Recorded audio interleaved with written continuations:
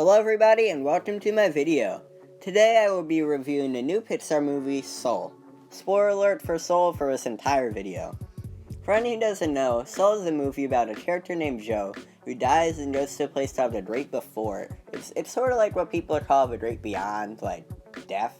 And the Great Beyond is a place in this movie too, but the Great Before is really a place where people go before they're born, like where souls get their personality, and it's an interesting concept.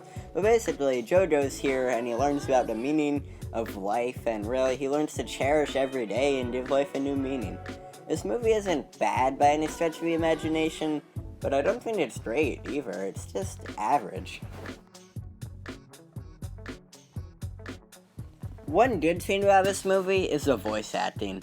Tina Fey, who plays 22, basically the character Joe mentors, is really good, and Jamie Foxx, who plays Joe, they just do a great job bouncing off of each other, and they just have some great chemistry.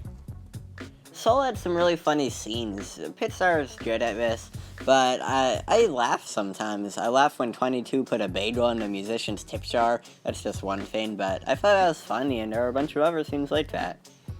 There's just great animation in this, and it's really a good color palette. Like, if you notice, animated movies have a lot of like color palettes and just the colors they have stuff, and this has a great one, especially in The Great Before. It's like this nice light blue colors, and I really like that. I also think it's interesting, this might be a stretch, like how English teachers trying to stretch a book out, meaning the author didn't even intend, but it seems like New York has much more of a dim color palette compared to The Great Before, which is like light blue.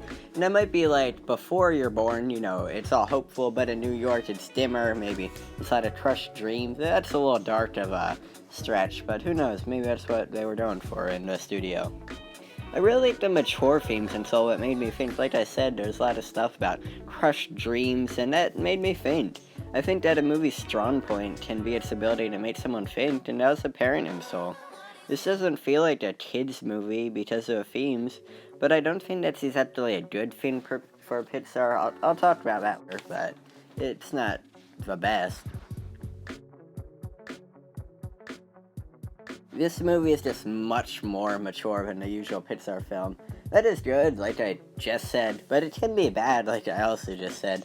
I can see kids watching this movie and not understanding this theme and being bored.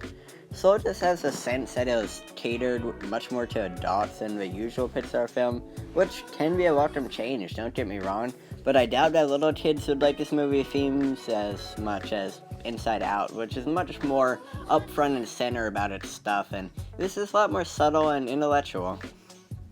I wish there were more flashbacks of Joe's past in this. We got one that I can think of where Joe was a kid and he was with his dad at his jazz concert, and that's really where he learned that he loves music and jazz, and that really caused his passion for it all. But I believe that Soul would have benefited by more scenes like that, because that was just interesting. I'd like to see kind of how a passion is made with just more than that. Now, this is pretty bad. The animation of characters is just awful, I think. I mean, it's high quality, but they look like pears. Joe looks like a fruit. There's just no nicer way for me to say it than that he looks like a pear.